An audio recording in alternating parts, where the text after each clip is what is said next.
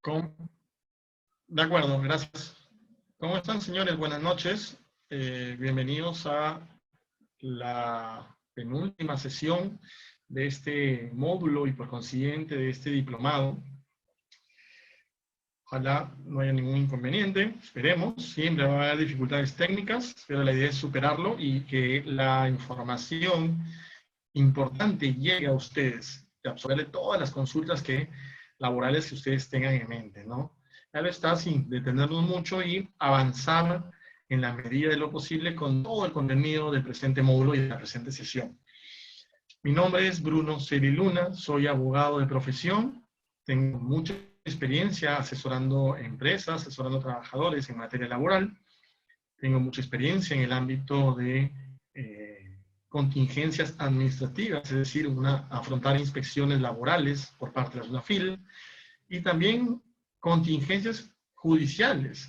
Es por eso que también tengo experiencia litigando en procesos laborales de cualquier índole laboral.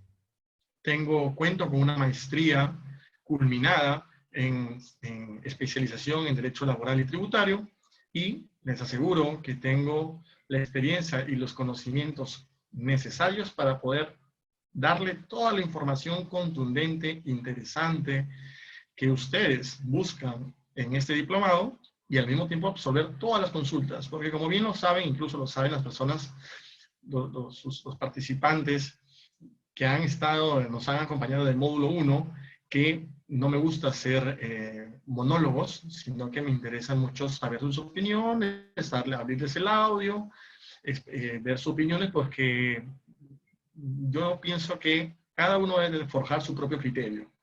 Leer la ley lo puede hacer cualquiera. Lo interesante aquí es entender la ley y por qué se da un determinado motivo de la misma bajo una determinada circunstancia. Y en base a eso, bajo su criterio, interpretarla y aplicarla.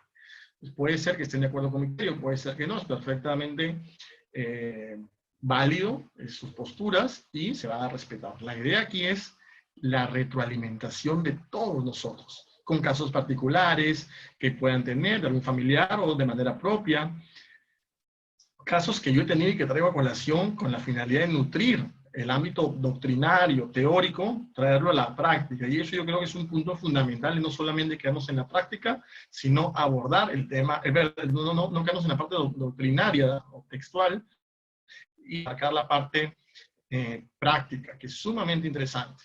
Bien, en la última sesión estábamos hablando sobre las faltas graves causales de despido que están incorporadas en la ley, en el Decreto Supremo 003-97-TR, más conocida como el TUO, Texto Único Ordenado, de la Ley de Productividad y Competitividad Laboral, regulado expresamente en el artículo 25. En el artículo 25, si vemos la ley, tenemos todas estas faltas graves que, por ley, si un trabajador comete alguna de estas infracciones, se encuentra abierta la posibilidad de que el empleador aplique una medida disciplinaria como el despido, que es la medida disciplinaria más gravosa.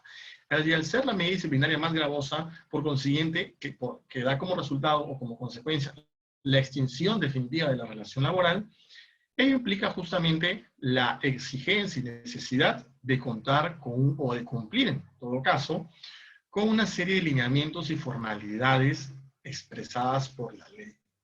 Caso contrario, no sería viable el despido y se estaría cometiendo una irregularidad y por consiguiente una vulneración y contravención de los derechos de los trabajadores. Para eso es necesario, para eso es este diplomado, justamente, para que entiendan todos estos aspectos y absorban sus consultas, mejoren sus conocimientos, los perfeccionen y adquieran nuevos conocimientos que quizás desconocían.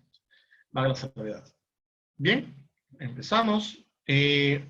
Con una causal importantísima y que muchos, incluso abogados laboralistas, confunden. La ley regula como falta grave causal de despido el incumplimiento de las obligaciones específicas del contrato que supone el quebrantamiento de la buena fe laboral. Como ustedes bien saben, dentro de la relación laboral hay dos personas, el empleador y el trabajador. Entre ambas personas debe existir una relación de buena fe laboral. El trabajador actúa de manera honrada y transparente y el empleador de la misma manera. Ambos se deben ese respeto mutuo y actuar de acorde a la ley. Nadie está por encima de otro en cuanto a una visión de la ley. Entonces, para poder acreditar esta causal que está relacionada justamente con que el empleador, perdón, con que el trabajador ha incumplido algunos de los preceptos establecidos en el contrato, es necesario que el empleador, cuando sustente la carta de preaviso de despido, pueda acreditar la existencia justamente de esa obligación. ¿Y cómo lo acredito? Bueno, exhibo mi contrato de trabajo o hago en la carta, hago referencia a la cláusula del contrato donde está referida justamente esa obligación que el trabajador ha incumplido y que es materia de sanción. Entonces, esta obligación tiene que ser específica porque no podemos imputar exigencias u obligaciones genéricas que no den cabida a una certeza. ¿Correcto? Bien, tenemos a alguien que ha levantado la mano, no sé si es por equivocación o tiene algún interrogante. Ustedes saben, yo no veo mucho el tema de la mano alzada. Pueden perfectamente escribir al chat, presentar su interrogante. Jorge Morales, ¿qué tal? ¿Cómo estás? Buenas noches. Jorge, no sé si tienes algún interrogante. Si gustas, apertura el micro para que puedas plantear la interrogante y resolverla de manera conjunta. Mencionaba que, bueno, Jorge, buenas noches. Estás planteando, veo que hay un check, no sé qué es. Así que, si no hay interrogante, seguimos, señores. Entonces, le mencionaba que la obligación que se le imputa haber incumplido al trabajador y que debe estar establecida en el contrato tiene que ser una obligación específica que ejecute el trabajador por la misma labor para la cual se le contrató. No puede ser de manera genérica, porque eso menoscaba o restringe el derecho el derecho de defensa del trabajador. Y del mismo modo, si volvemos atrás un poco lo que se explicó respecto a los límites del poder de sanción del empleador, vemos que hay un principio que es fundamental justamente en esto que estamos conversando, que es el principio de tipicidad. El principio de tipicidad te señala que para poder imponer una sanción, esta debe estar establecida de manera clara y precisa. Entonces, eso justamente lo traigo a colación haciendo referencia a que si yo quiero imponer un despido por un incumplimiento de obligaciones establecidas en el contrato, esta no puede ser genérica. No puede conllevar a una generalización. ¿Por qué existe tanto cuidado y tanta formalidad? Porque justamente es una medida sumamente gravosa, que lo que genera es la extinción de la relación laboral, y eso es lo que no se quiere en un escenario laboral. Claro está que si se extingue de manera justificada, entonces no habría mayor inconveniente ante un trabajador infractor. Entonces, esto ha sido ya establecido por la Corte Suprema mediante la casación 1210-2005, Lambayeque, que incluso esta sentencia lo que señalaba es que el incumplimiento de esta obligación del contrato específica puede ser por una omisión o por una acción. Me explico, por una omisión referente a que el trabajador no realizó una determinada actividad que por contrato está obligado. Y referente a una acción quiere decir que el trabajador sí actuó, pero lo hizo de manera equivocada y generó un daño a la empresa, generó determinadas situaciones negativas que implican el quebrantamiento de la buena fe laboral. Por ejemplo, si yo en el contrato señalo que debe existir un deber de confidencialidad y el trabajador no puede brindar información a terceros de la empresa, entonces yo perfectamente puedo imputar esta infracción y al mismo tiempo puedo, para darle mayor sustento a mi despido, puedo utilizarla, por ejemplo, o aplicar de manera conjunta el numeral 9, el uso o entrega a tercero de información reservada. Ojo, ahí efectivamente, específicamente señala brindar información a terceros, pero también está incumpliendo una obligación del contrato. Y eso resquebraja la buena fe laboral. Entonces, ¿yo puedo imputar más de una causal de despido? Sí, efectivamente, puedes imputar para sustentar justamente la medida gravosa, la medida definitiva de sanción, y que no exista un cuestionamiento muy recurrente por parte de los trabajadores y los abogados de los trabajadores referentes a la proporcionalidad Porque ustedes saben que uno de los límites también es el principio de razonabilidad y proporcionalidad. ¿Qué implica esto? Que tiene que haber una equivalencia entre la infracción cometida y la sanción aplicada. ¿Correcto? Vemos también como una causal incorporada dentro del literal, del literal A del artículo 25. Aquí yo le he puesto de manera disgregada con numerales, pero si ustedes revisan la ley, va a estar disgregada por literales A, B, C, D. Y si ustedes verifican el literal A contiene el numeral 1, el numeral 2, el numeral 3, y el numeral 4 y el numeral 5. Entonces, los 5 primeros numerales están incorporados dentro de un solo literal en la ley. Pero yo lo que he hecho es disgregarlo para que se pueda entender de una mejor manera. Y es justamente al literal A que se le conoce como el cajón desastre. Ustedes saben muy bien a qué me hago referencia. El cajón desastre es donde metes la mano y encuentras de todo, desde un alfiler hasta, no sé, un globo. Entonces, tienes tantas cosas que es necesario, en base al principio de tipicidad, específicamente señalar cuál es la infracción que ha cometido. Dentro de todo ese cajón desastre que existe, y vemos que hay 5 que yo les he disgregado en esta oportunidad, pero no va a estar disgregado en la ley, vamos a ver justamente, y es obligación del empleador y por consiguiente de una revisión por parte del trabajador cuando presente sus descargos y se defienda, saber que efectivamente qué infracción de ese cajón desastre le están imputando. Porque quizás es un incumplimiento de contrato, pero el empleador le imputa una reiterada resistencia a las órdenes relacionadas con las labores. Entonces, como que ahí se vulnera el principio de tipicidad y eso implicaría justamente no cumplir con las formalidades de ley, incumplir los principios laborales respecto a las sanciones y por consiguiente ese procedimiento de despido sería inválido e ilegal. Bien, vemos la reiterada resistencia a las órdenes relacionadas con las labores. Esto quizás es muy genérico porque yo puedo decir, veo toda la relación de 19 numerales y veo que cada una de ellas, por ejemplo, la apropiación consumada, de igual manera es un incumplimiento, es una reiterada resistencia a las órdenes relacionadas con las labores.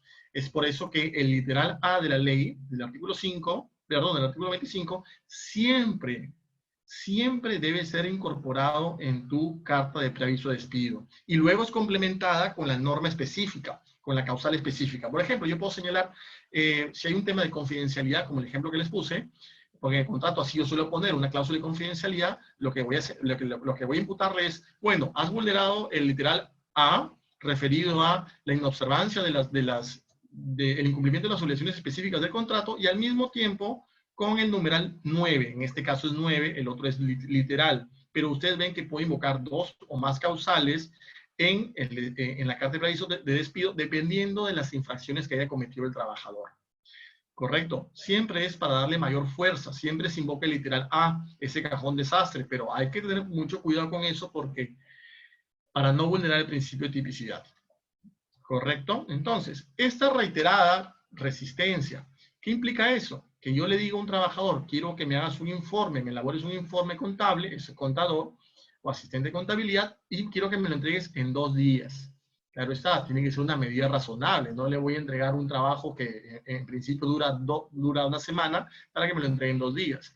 Es una medida exagerada.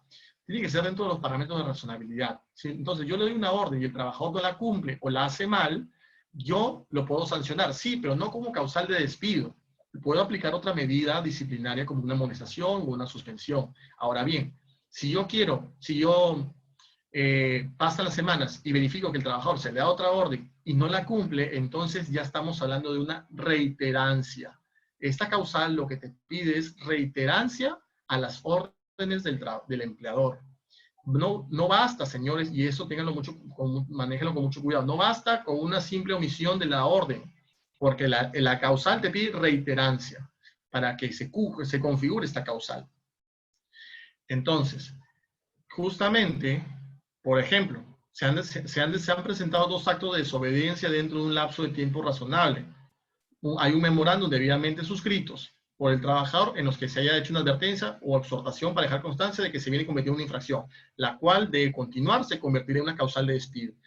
Es por esto que ustedes, que es importante, si ustedes son jefes de recursos humanos o empleadores, lo que deben hacer es, ante una infracción de una orden, un incumplimiento de una orden, sancionar al trabajador con una llamada de atención o una suspensión, dependiendo de la gravedad de esa omisión o incumplimiento de la orden. ¿Con qué finalidad? Para dejar un antecedente. Ese antecedente le va a servir a ustedes como empleadores a luego sustentar esta causal de despido de reiterancia. Si ustedes no lo sancionan al trabajador y luego comete otra falta, otro incumplimiento de las obligaciones u órdenes, ustedes no pueden aplicar reiterancia porque no se ha dejado constancia de la primera aplicación de medida disciplinaria. Entonces, dentro de este sentido es que todo debe constar por escrito y haber una constancia de una aplicación de una sanción. Ahora bien, cae de maduro una pregunta muy interesante.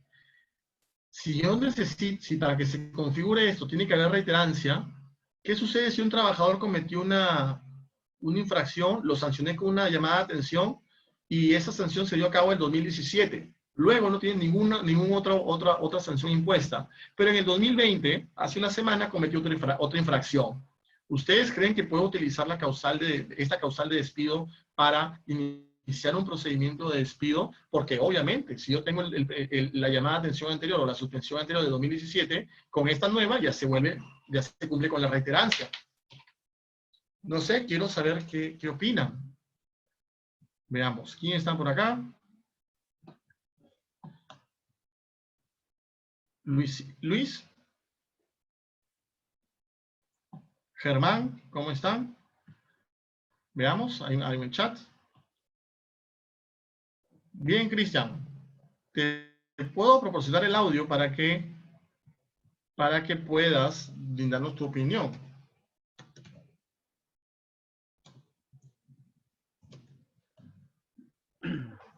Hola, Cristian, ¿cómo estás? Buenas noches.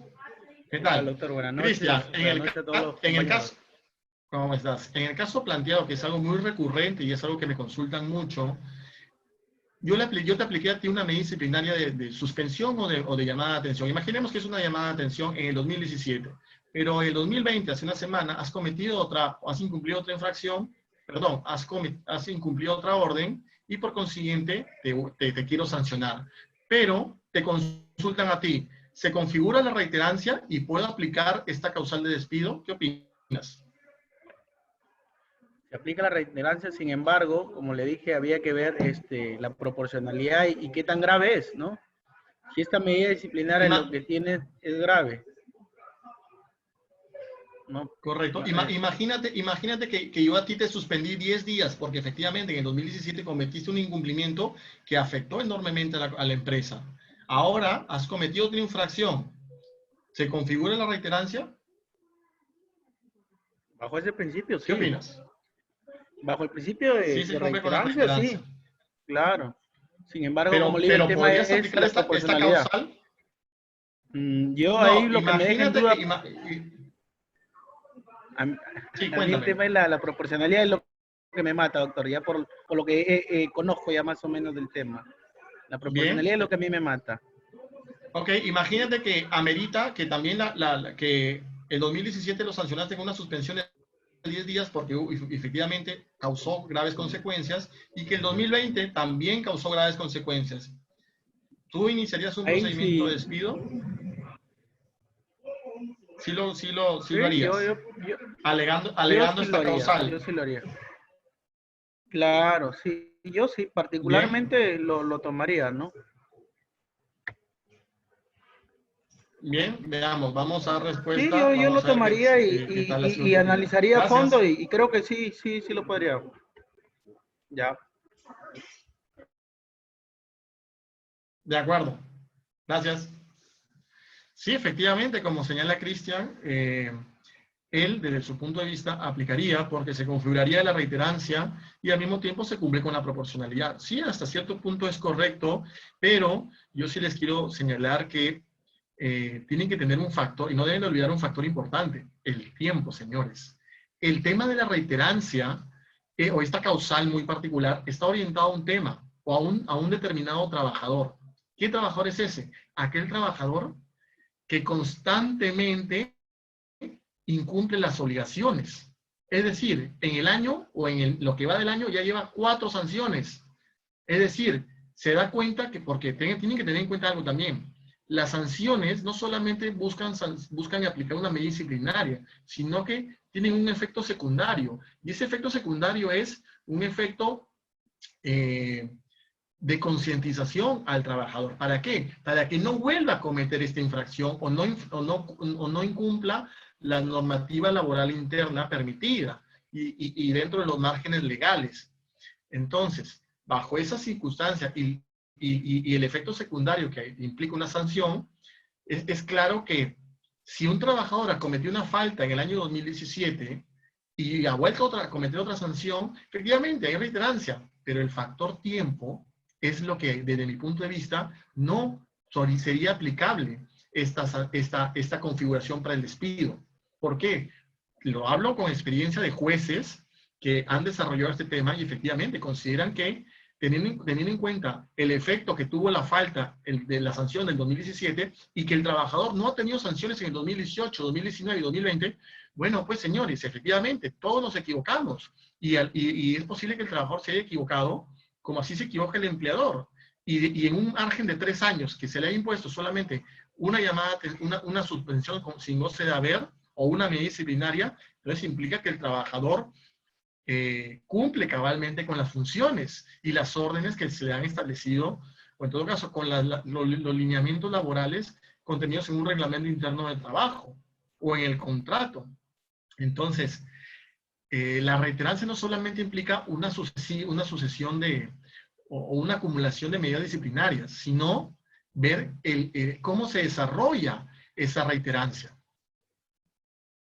Bien, exacto, Germán. Justamente como lo menciono aquí en la sentencia, perdón, como lo menciono aquí en la presentación, hablamos de se han presentado 2 actos de desobediencia dentro de un lapso de tiempo razonable. Y definitivamente 2 años y medio, 3 años. ¿Pueden apagar sus audios, por favor? Dentro de un plazo un plazo de 2 años y medio. Hola, Yesenia, ¿puedes apagar tu audio si fueras tan amable? Bien, gracias. Entonces, es que se van las ideas. Recorta la dilación. Entonces, en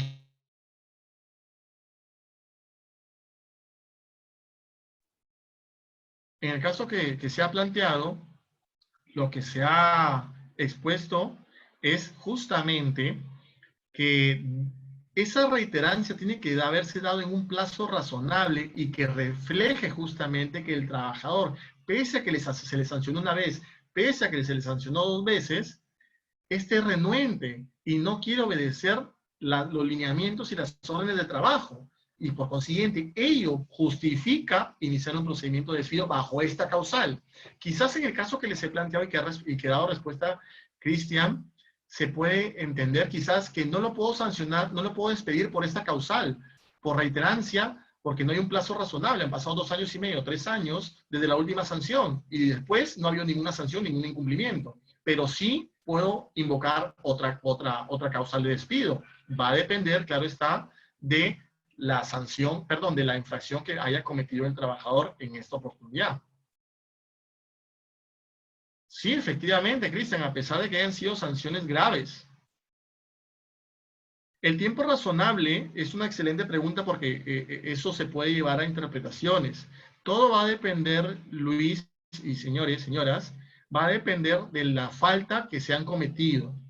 Por ejemplo, si hablamos de una falta referente a un incumplimiento de una obligación, a una omisión que ha generado daños, creo yo que si se han dado dentro del marco de 1 año y que esto ha sido muy grave y que incluso el trabajador ha cometido la misma infracción, por ejemplo, no cumplir con las obligaciones en materia de seguridad y salud en el trabajo, entonces, dentro de 1 año, entonces yo lo puedo despedir.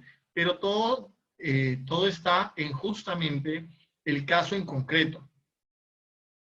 todo está claro en lo que implica analizar el caso en concreto. Es por eso que cada vez que a mí me piden sancionar, redactar incluso una sanción de suspensión o iniciar un procedimiento de despido, lo que yo siempre pido al de recursos humanos o al empleador es: bríndame el legajo personal del trabajador. Dime cuántas veces ha sido sancionado, cuál ha sido la última sanción y por qué. Alcánzame los memorándum de sanción. ¿Por qué? Porque con eso le doy mayor fuerza e incluso puedo configurar algunas de las causales que la ley señala como una causal válida de despido. Entonces, yo creo que un tiempo razonable dependerá del caso en concreto, la gravedad de las faltas cometidas, pero también el lineamiento judicial es que por lo menos se dé dentro del año, porque es un parámetro para contabilizar un ejercicio, por ejemplo, el año 2018, el año 2019, pero todo va a depender del caso en concreto. No basta la simple reiterancia, se tiene que analizar la situación en concreto. Jorge, ¿qué tal? ¿Cómo estás? Jorge, no veo mucho el tema de las manos. Jorge Morales, si no recuerdo. Por favor, escribe en el chat y yo te brindo el audio, que es el que tengo abierto tengo mayor acceso que al tema de las manos porque me sale un anuncio, pero me guío más por el chat. Y así puedo absorber tu consulta, te puedo aperturar el micrófono para que puedas exponer algún caso particular o tu criterio y lo podemos compartir y debatir justamente. Quizás otro compañero tenga otro criterio. Lo importante aquí es retroalimentarnos y que todos participemos y podamos obtener un criterio determinado.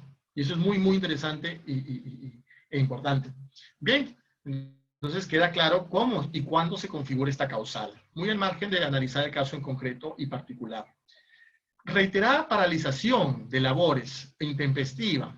Entonces, esto se da cuando un trabajador, dentro de su horario de trabajo y jornada de trabajo, detiene por completo sus labores. Por ejemplo, quiere hacer una protesta y dice, ¿saben qué? O el sindicato mismo está en todo su derecho de huelga, pero no cumple con las formalidades de la huelga. Entonces, su huelga es declarada ilegal. Y eso se configura como una paralización intempestiva de labores. Entonces, es posible que el trabajador en huelga se quede parado y no haga sus labores, pese a que esté en el horario determinado. Entonces, para que se configure esto, incluso yo lo menciono en la presentación, se configura tanto en las paralizaciones individuales como colectivas. Es decir, no solamente en el escenario de la huelga ilegal, donde hay un sindicato en una empresa, sino también puede darse en el marco de una empresa que no cuente sindicato, pero hay una paralización individual. Entonces, ¿cómo yo puedo verificar o dar fe o dar sustento a esta causal de paralización? Bueno, necesito apoyarme en el Ministerio de Trabajo. Si un sindicato ha realizado o ha ejecutado la huelga sin cumplir con los procedimientos que implica agotar el trato directo con el empleador, presentar los comunicados respectivos al Ministerio de Trabajo dentro de determinados plazos legales, si no ha cumplido ello, la huelga es ilegal. Y para ello yo me contacto con el Ministerio de Trabajo, viene algún inspector de la zona de trabajo o de la SUNAFIL y dejo constancia, el inspector va a dejar constancia que tanto el número de trabajadores con nombre y apellido no están realizando labores y se han ido a huelga. Entonces, esa constancia de actuación inspectiva me va a dar sustento a mí para poder aplicar una medida disciplinaria. Pero ojo, no basta con una paralización. La ley, como causal de despido, te solicita la reiterancia. Entonces, claro está que aquí también podemos hablar también podemos hablar de un caso, de un plazo razonable. Sí y no. ¿Por qué es que no? En el sentido de que estas situaciones de huelga se dan de manera muy aislada, no son muy comunes. Si tenemos un sindicato, no es muy común que un sindicato se vaya a huelga. Las veces en que un sindicato se vaya a huelga, ejerciendo una facultad de fuerza o una medida de fuerza, que es la huelga, esto generalmente nace porque presenta su pliego de reclamos, se reúne con el trabajador, con el empleador y no llega a ningún acuerdo. Se va a una conciliación, no se llega a ningún acuerdo. Entonces, ya habiendo votado todas las medidas, se van a huelga. Entonces, ven que hay un procedimiento previo y en todo, ven que hay un procedimiento previo exigido por la ley y al mismo tiempo hay una situación detonante. Es decir, ¿en qué circunstancias? Bajo una negociación colectiva. ¿Y la negociación colectiva cada cuánto tiempo se da? Bueno, por ley es cada año. Cada año el sindicato puede, o claro, está dentro de sus facultades, puede presentar pliegos de reclamo para mejorar las condiciones laborales de la empresa o de sus afiliados, dependiendo qué tipo de sindicato sea. Entonces, bajo esa premisa, es claro que un plazo razonable puede ser 1 año o 2 años, porque no es una medida que se dé muy común, porque necesita una serie de presupuestos, un escenario determinado, a diferencia de una infracción o un incumplimiento de funciones, que eso es más común que lo realice un trabajador, porque no es necesaria una formalidad previa, es simplemente una omisión o una acción incorrecta por parte de un trabajador. En este caso, por eso les menciono que la reiterancia, yo creo que el plazo razonable sería un poco más amplio que el caso anterior. Entonces, es por eso justamente que le mencioné en la presentación, que se exige reiterancia, por lo que el empleador deberá haber requerido previamente por escrito al trabajador por la comisión de falta laboral para lo que deberá contar con el acta del Ministerio de Trabajo, policía o fiscal que acredite la primera paralización. Entonces, tengo mis paralizaciones debidamente acreditadas por el Ministerio de Trabajo, por la SUNAFIL, por la Fiscalía, por la Policía. Entonces, ¿qué sucede con la primera paralización? Bueno, en el año 2019 se fueron a huelga, fue ilegal, yo los sanciono a todos los trabajadores que se fueron a huelga de manera ilegal y les aplico una medida disciplinaria en orden de las consecuencias negativas que esa paralización ha generado. No solamente un aspecto negativo operativamente hablando, sino es posible que, por ejemplo, hay una afectación a la imagen porque llegaron justamente unos clientes y se proceda, y justamente el sindicato para tener un mayor impacto, realicen la huelga y hacen el escándalo de su vida dentro del marco de lo legal, cuando justamente llegan estos clientes o futuros clientes y se llevan una mala impresión y quizás se caiga el negocio. Algo muy particular sucedió con el sindicato de la Universidad César Vallejo, que justamente llegaba César Acuña, acá a Piura, a un evento, no recuerdo cuál era, y lo que pasó es que el sindicato justamente escogió ese día para realizar su huelga. Entonces ya se imaginarán que en una actividad de esta naturaleza, donde el presidente, el dueño de la universidad llegó, por obvias razones, también llegó prensa, y esto generó una mala imagen para la empresa. E incluso esta huelga fue declarada ilegal por el Ministerio de Trabajo. El tema es que me llamaron muy tarde, no me llamaron antes, pero lamentablemente la César Vallejo no los pudo despedir porque no se cumple con la causal y el requisito que es la reiterancia, pero sí se les aplicó una medida disciplinaria que fue la suspensión. Karina, ¿cómo estás? Buenas noches. Karina señala, profesor, ¿y si se solicita la huelga y el empleador no acepta varias veces? Karina, la huelga, para tú irte a huelga no necesitas el permiso o la anuencia del empleador. La huelga es una medida de fuerza. Y el caso muy común que les planteo, el caso que les he planteado es el más común.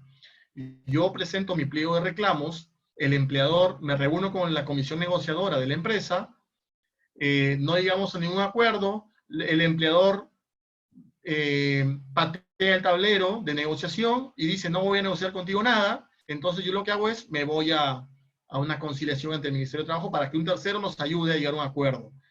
El empleador no está en la obligación de aceptar todo, pero por lo menos llegar a un acuerdo razonable y negarse en algún aspecto tiene que ser debidamente sustentado. Quizás por razones económicas, no lo sé. Pero si no se llega a ningún acuerdo y el pliego de reclamos no tiene frutos, entonces el sindicato deberá poner a conocimiento y seguir ciertas formalidades ante el Ministerio de Trabajo y en base a ello puede optar por la huelga, que es una medida de fuerza que tiene como finalidad decirle al empleador, hazme caso, si no, todos los afiliados paralizan labores y te va a afectar operativamente. Entonces es una medida de fuerza legal, es un derecho constitucional de los trabajadores, de hecho es un derecho constitucional de todos los ciudadanos a ejercer una huelga dentro de los parámetros legales permitidos frente a un hecho reprochable del Estado. ¿no? Y estamos muy acostumbrados a estas marchas, a estas huelgas, porque justamente es un derecho fundamental a la huelga, a la protesta.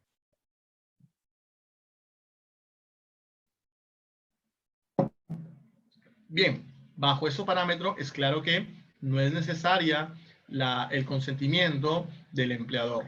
Si no, no tendría ese mismo impacto si yo le pido el consentimiento. El impacto es, empleador, siéntate nuevamente a negociar. No patees el tablero de juego. Bien. Luego viene otra causal interesante que está dentro de este cajón desastre, que lo vamos a encontrar en el literal A, yo le he disgregado, y es la inobservancia grave, ojo, grave, lo resalto, del reglamento interno de trabajo aprobado o expedido según corresponda por la autoridad competente. Como ustedes bien saben, y ya se explicó, creo que fue en el módulo 3, sí, no, módulo 2, perdón, el módulo 4, yo no era el facilitador, pero entiendo y confío que el facilitador les explicó que era un reglamento de trabajo. Lo resumo básicamente que es aquel documento que tiene obligación legal de tenerlo aquella empresa que tiene de 100 a más trabajadores. Una empresa que tiene menos de 100 trabajadores lo puede tener, ¿es obligatorio? No es obligatorio, pero sí se recomienda que se tenga. ¿Por qué motivo? Porque el reglamento es un documento donde se van a establecer todas las reglas de juego de la relación laboral. Se van a establecer precisiones sobre cómo se otorga la licencia, cuáles son los procedimientos, cuáles son los canales de comunicación entre el trabajador-empleador, el horario de trabajo, la jornada, determinadas reglas aplicables, prohibiciones, obligaciones, derechos de los trabajadores. Y es por eso que cuando un trabajador comete una irregularidad, lo primero que se cita es el reglamento interno de trabajo. Por ejemplo, un trabajador hurtó. Perfecto, yo para sancionarlo me remito a mi reglamento interno de trabajo y al mismo tiempo me voy a las causales de ley, el artículo 25. Eso es perfectamente viable para darle mayor sustento y poder superar o cumplir con el principio de razonabilidad y proporcionalidad. Ojo, para que el reglamento interno de trabajo tenga validez y surta los efectos, es necesario que éste sea aprobado. Es decir, una vez establecido el reglamento, elaborado el reglamento interno de trabajo, debe ser presentado mediante una carta formal, pagando la tasa correspondiente, que la pueden encontrar en el TUPA, que es el texto único de procedimientos administrativos del Ministerio de Trabajo, para que éste proceda con la aprobación del reglamento interno de trabajo. Viene visado con el reglamento interno de trabajo y ya surte efectos. El empleador recepciona el reglamento interno aprobado por el Ministerio de Trabajo y procede con su distribución. Yo puedo sancionar a un trabajador alegando o haciendo referencia al reglamento interno de trabajo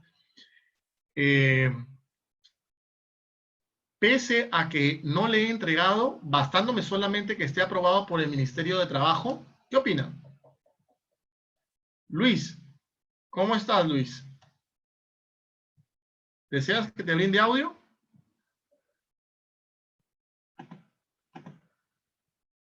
Perfecto, Luis. Hola, Luis. Buenas noches. Buenas noches, doctor. ¿Cómo estás, Luis? El caso que te planteo. Tú eres trabajador, yo soy el empleador.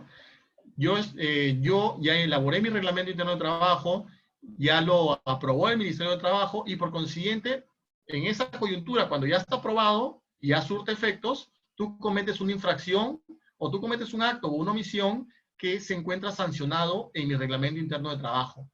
Yo no te he entregado el reglamento interno de trabajo, pero ya tiene efecto porque ya surte efectos porque está aprobado por el Ministerio de Trabajo. ¿Te puedo sancionar invocando mi reglamento interno de trabajo?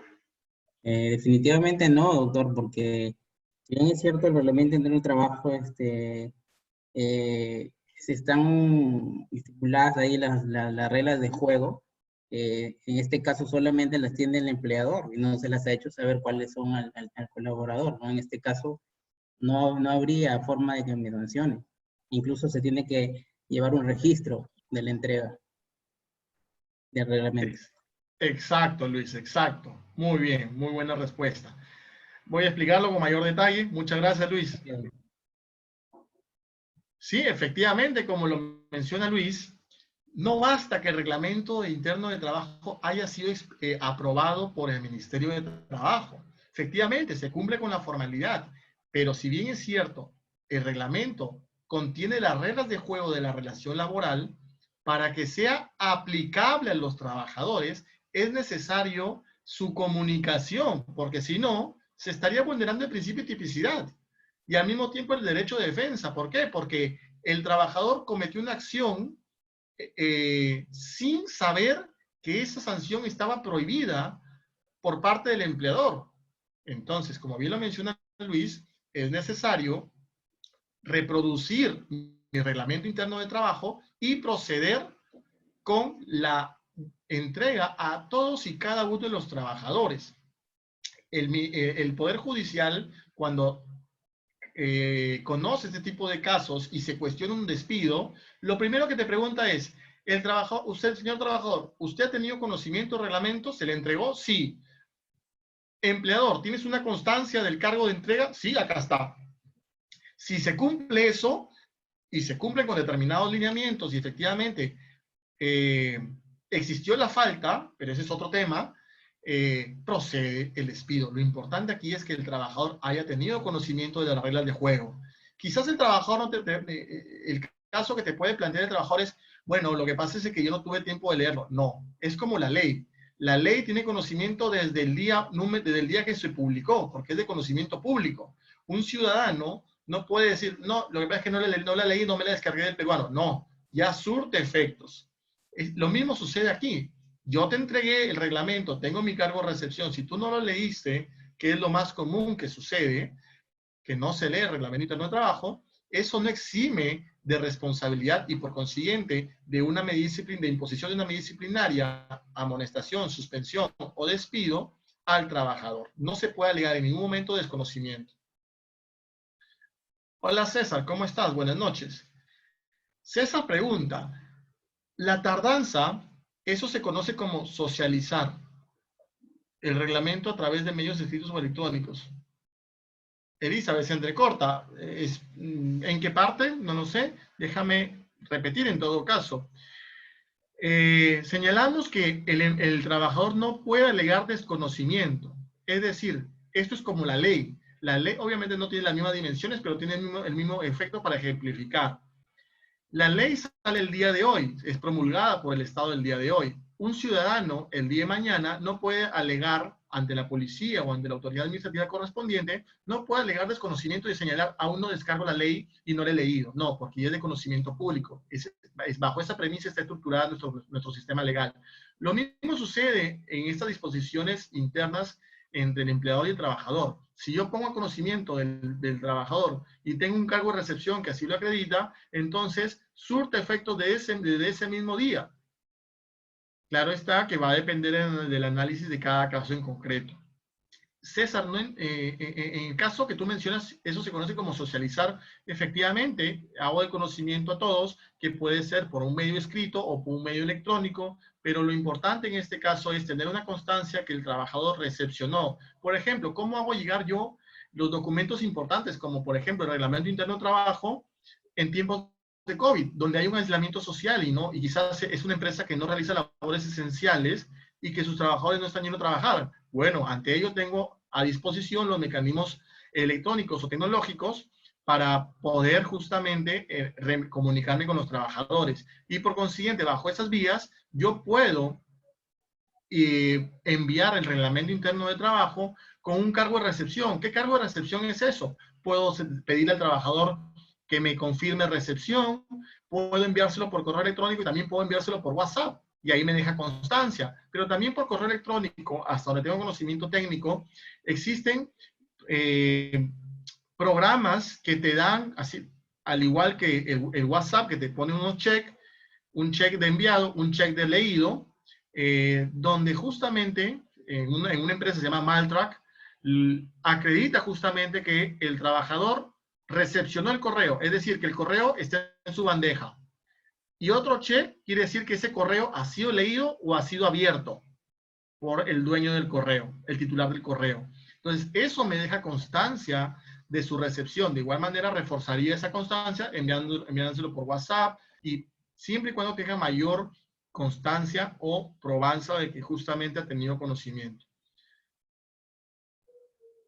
Claro, lo que tú mencionas, Cristian, en estas situaciones excepcionales, donde no estamos acostumbrados al uso de tecnologías, de la información, efectivamente, mucha gente incluso graba conversaciones, graba cuando un trabajador está firmando un documento para dejar constancia de ellos, más aún si no tenemos notario.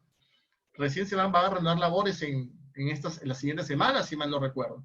Entonces, hay que evaluar cuáles son los mecanismos tecnológicos más eficientes, pero lo importante es dejar constancia de la entrega y del conocimiento. Sí, Germán, el cargo de recepción, eso, la vieja y confiable, eso es lo esencial. Pero imagínate en tiempos de COVID, ¿cómo haces? Justamente, adoptar medidas tecnológicas que permitan justamente dejar una constancia de todo ello. Si no, el trabajador perfectamente te puede decir, no, yo no lo recepcioné, nunca me llegó el correo.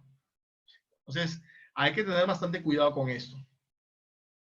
Bien, entonces, para que tengan claro, esta causal de despido no amerita o no se configura con cualquier incumplimiento, sino que tiene que ser una inobservancia grave, no leve, grave o muy grave, según lo establezca mi reglamento interno de trabajo. Así es, Luis. Medidas excepcionales en casos excepcionales. Bien, vemos, por ejemplo, un caso similar que también está contemplado, incorporado en el literal A del artículo 25, que yo le he disgregado para esta presentación y que sea de mayor didáctico, sea de mayor entendimiento. Pero esta vez no estamos hablando del reglamento interno de trabajo, sino que hablamos de otro reglamento, que la ley 29783, que es la ley de seguridad y salud en el trabajo, le exige a todos los empleadores. Pero ojo, esta exigencia, a diferencia del reglamento interno de trabajo, no necesita de 100 trabajadores a más, sino de 20 trabajadores a más. Y este es el famoso reglamento interno de seguridad y salud en el trabajo, o como su nombre antiguo es el reglamento de seguridad e higiene industrial.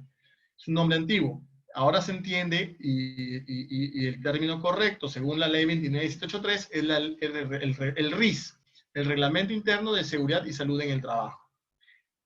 Este presupuesto o esta causal es similar a la anterior. Lo único que cambia es el documento. ¿Qué es el RIS?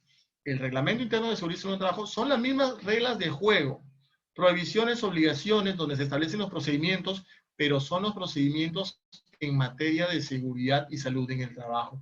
Cómo un soldador debe realizar trabajo seguro, cómo un operario agrícola debe protegerse frente a los riesgos laborales, cuáles son las obligaciones, provisiones, derechos de los trabajadores, pero ojo, en materia de seguridad y salud en el trabajo. Por ejemplo, yo puedo sancionar a un trabajador o yo puedo establecer en mi reglamento interno de seguridad y salud en el trabajo, en tiempos de COVID o mis directivas internas, puedo establecer que el trabajador no lleva pues una mascarilla.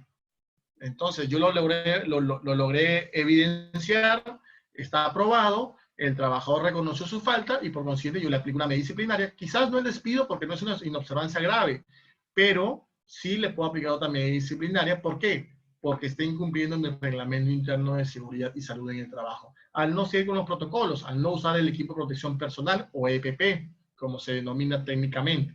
Entonces, es el mismo supuesto del reglamento interno de trabajo y claro está que en mi reglamento interno de seguridad y salud del trabajo, como el reglamento interno de trabajo, debe tener claras las reglas de juego. Si son reglas de juego generales, se vulnera el principio de tipicidad. Bien, tenemos... Así es, a nivel.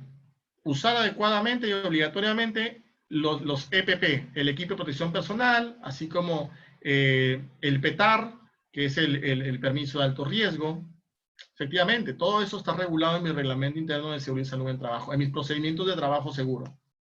Bien, vemos justamente otra causal de despido, que es la disminución deliberada y reiterada en el rendimiento de las labores o el volumen o la calidad de producción, verificada fehacientemente con el concurso de servicios inspectivos SUNAFIL o Ministerio de Trabajo. Esta causal más está relacionada con la capacidad, pero está orientada como conducta. Me explico. Esto es similar a la paralización, pero la paralización implica una omisión total de funciones. En este caso, yo puedo disminuir mi capacidad intencionalmente. Ese es el término correcto y que configura esto. Intencionalmente, como una medida de protesta, reduzco mi producción. No llego a la meta, pero con intención de no hacerlo. No porque no pude, porque eso ya sería capacidad, porque quizás no rendí el 100%, sino aquí porque intencionalmente o deliberadamente, es decir, con conocimiento previo y con intención, reduce su producción. Entonces, y acá justamente lo menciono como los requisitos. La conducta debe ser deliberada, consciente, libremente decidida, es decir, bajar su rendimiento. Y al mismo tiempo tiene que ser un rendimiento continuo. No basta nada más con que, bueno, un día no llegaste, te sanciono. No, tiene que haber un rendimiento donde efectivamente se pueda verificar una intención de no cumplir con las metas establecidas, pero con intención del trabajador. No porque quizás no llega, no cumple con las metas. Eso es una situación diferente. Eso sería una sanción por capacidad, no por conducta como lo estamos analizando.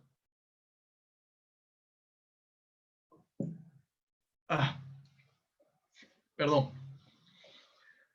Bien, entonces, frente a este supuesto, y siempre y cuando se pueda haber acreditado con una constatación del Ministerio de Trabajo o de la SUNAFIL, se puede aplicar esta medida o esta causal de despido establecida en la ley. Bien, ahorita ya entramos ya salimos del cajón desastre y entramos a un tema, una causal sumamente controvertida. De hecho, me ha pasado con una sentencia hace poco, que es la apropiación consumada. Ojo, y aquí vamos a ver que dentro de esta causal hay varias.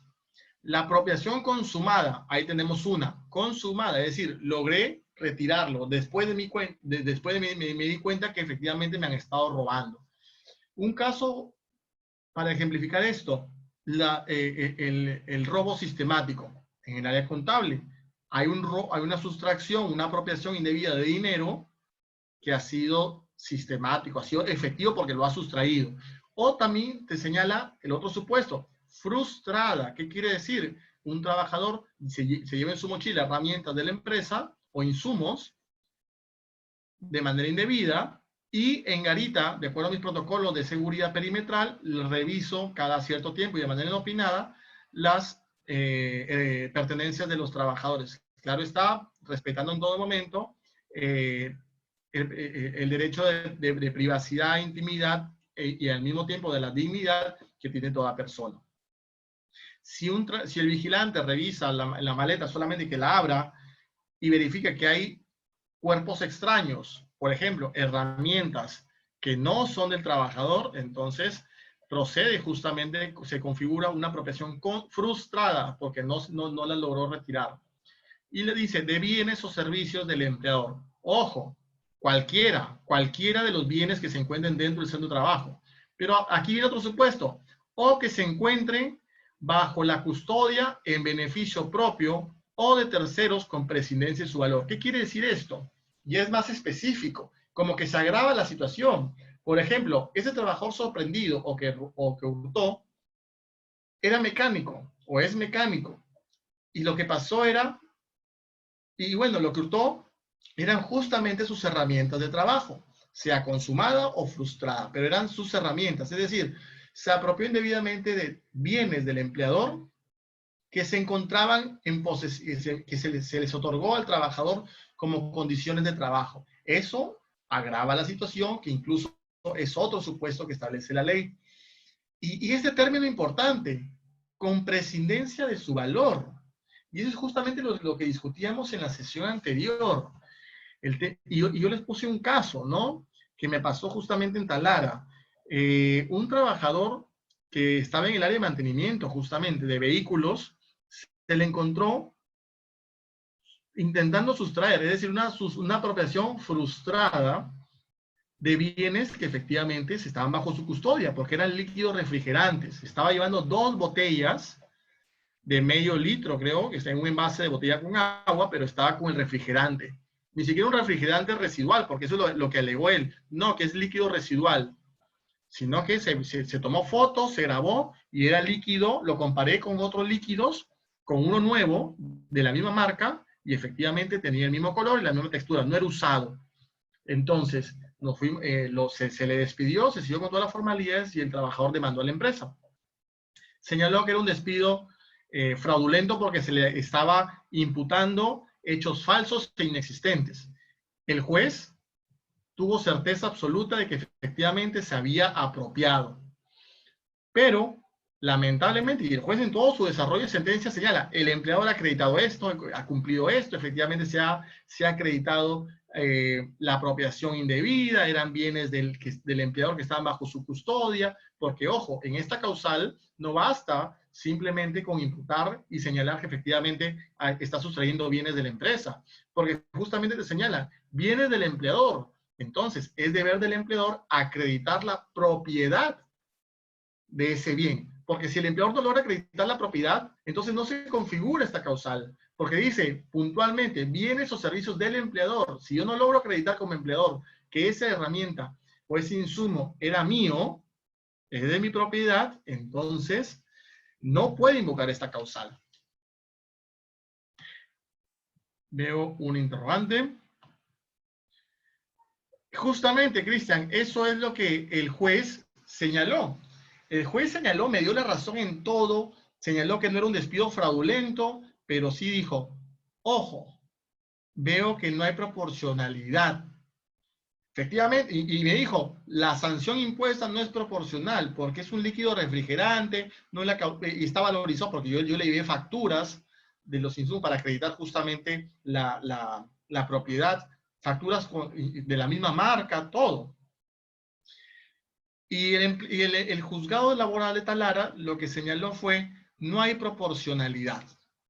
Efectivamente se ha corroborado, incluso el juez dijo, se ha corroborado que ha cometido una falta grave, pero no para aplicar un despido. Por consiguiente, yo recomiendo que se le sancione con una suspensión de 30 días.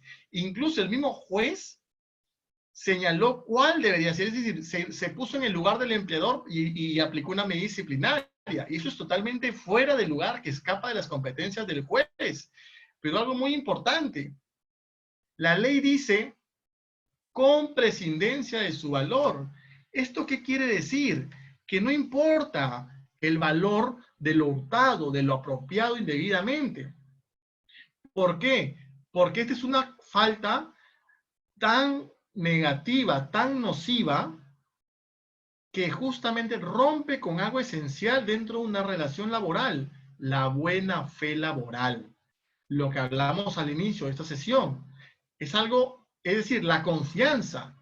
Y es justamente lo que les mencionaba en la sesión anterior.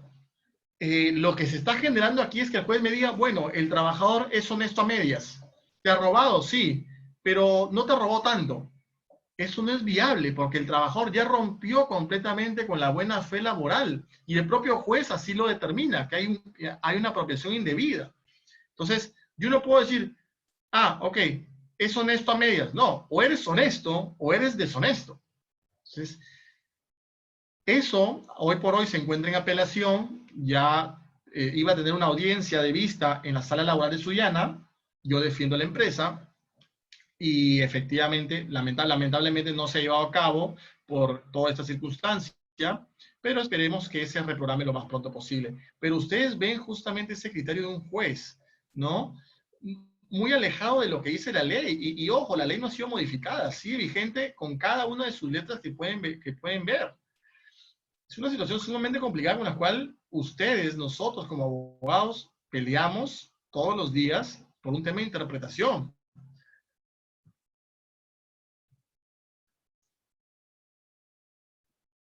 Edibel, efectivamente, por ejemplo, el robo de combustible por los operadores. Es decir, hay una diferencia, Edibel, que yo robe un galón a que robe 100. O sea, claro, a nivel económico hay diferencia, pero a nivel del hecho, a nivel del efecto nocivo, negativo, que genera entre la confianza, es decir, yo voy a confiar más en ti si es que solamente te ha robado un galón y voy a confiar menos si es que te roba 100 galones, definitivamente. Karina señala, profesor, una consulta, pero la ley no se aplica en beneficio del trabajador, ¿o cómo se aplica? Karina, la ley es dada para ambas partes. La ley efectivamente se ha dado para ambas partes y ambas partes las deben de cumplir. Así como hay derechos de los trabajadores, también hay obligaciones de los trabajadores. Y si el trabajador incumple esas obligaciones legales, con honrar la buena fe laboral, perfectamente se le puede despedir. La ley no está dada para el trabajador, la ley está dada para regular la relación laboral, para que ninguno de los dos, empleador o trabajador, cometa un acto ilegal. Porque de ser así, todos los trabajadores tienen carta libre para robar. Y eso es completamente contrario a la ley, incluso a la Constitución. Entonces, la ley está dada como marco de operaciones. En ese marco la relación laboral se tiene que desenvolver. Si el empleador incumple, bueno, se le aplica la medida correspondiente en favor del trabajador. Si el trabajador incumple, el empleador, dentro de sus facultades y respetando la ley y los lineamientos laborales, podrá imponer medidas disciplinarias y aplicar las medidas conducentes al trabajador. No existe una inmunidad de los trabajadores. Eso es algo que quede muy en claro.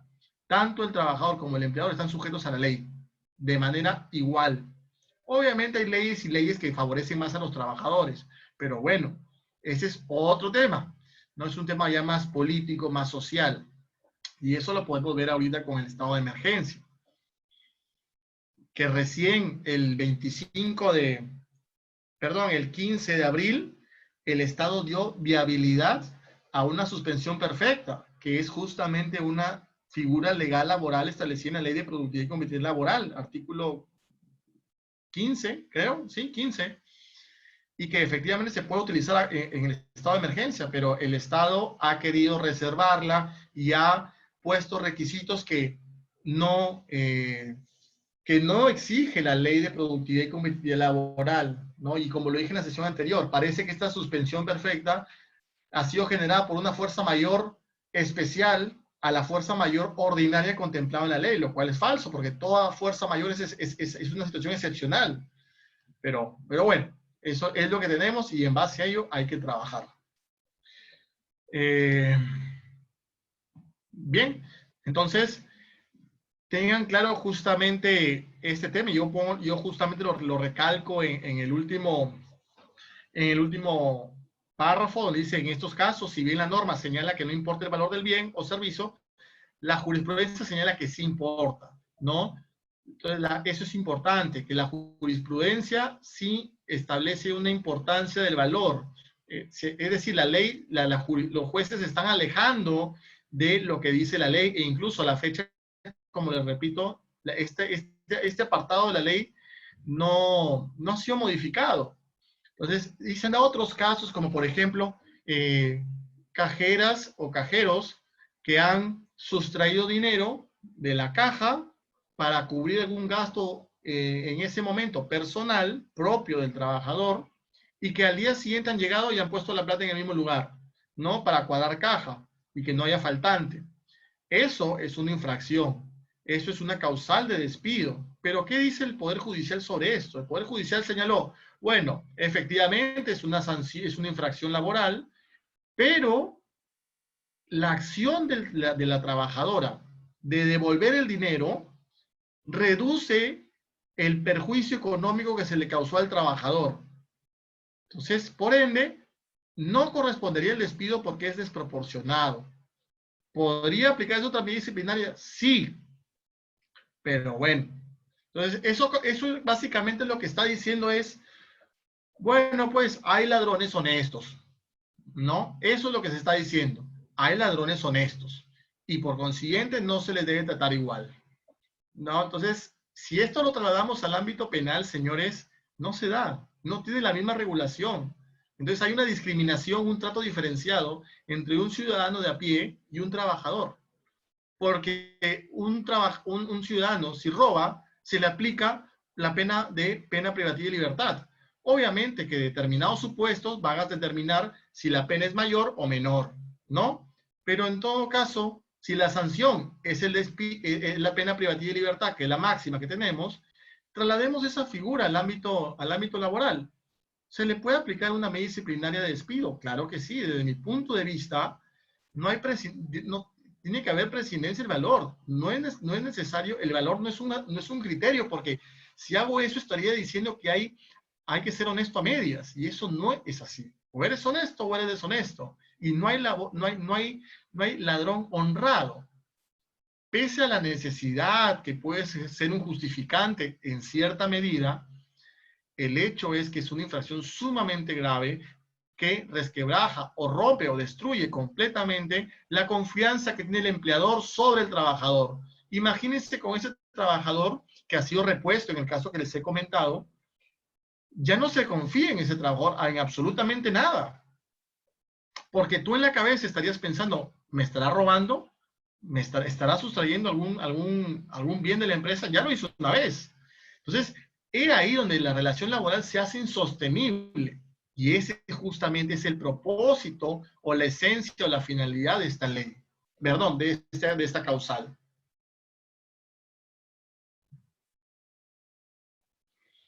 Luis señala, doctor, y en este caso, ante alguna sentencia que toma en cuenta la proporcionalidad, ¿es vinculante para otros casos de hurto o robo? Bueno, lo que pasa es que el aspecto vinculante o no va a depender de qué tipo de sentencia sea. Si ustedes ven a lo largo de la diapositiva, yo les he puesto casos o sentencias de la Corte Suprema, casos del Tribunal Constitucional. ¿Por qué? Porque son los más altos grados que tiene el Poder Judicial. El Tribunal Constitucional es el máximo intérprete de la Constitución. Por ende, sus sentencias son sumamente importantes. Y efectivamente, Cristian, es lo que señala Cristian, jurisprudencia. En el derecho tenemos 4. La costumbre, la ley, la doctrina y la jurisprudencia, que son las más importantes. También tenemos los principios del derecho, sí, pero lo más relevante son eso, las fuentes del derecho, de dónde nace el derecho, de la costumbre del pueblo, de los ciudadanos, de la jurisprudencia, de los pronunciamientos de los jueces, de la sentencia del Tribunal Constitucional, de la Corte Suprema, la ley, efectivamente, y la doctrina, es decir, lo que los abogados especialistas opinan sobre un determinado tema, sobre una correcta o incorrecta interpretación de una ley. Eso es fuente del derecho. Entonces, en este caso, para que sea vinculante, es necesario que una sentencia cumpla con algunas formalidades.